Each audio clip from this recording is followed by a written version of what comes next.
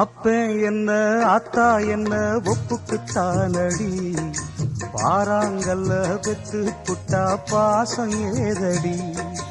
பெத்த புள்ள தந்த பணம் உப்புக்கு ஆகுமா, தாய்ப்பாலுக்கு கணக்கு போட்டா தாலி மிஞ்சுமா.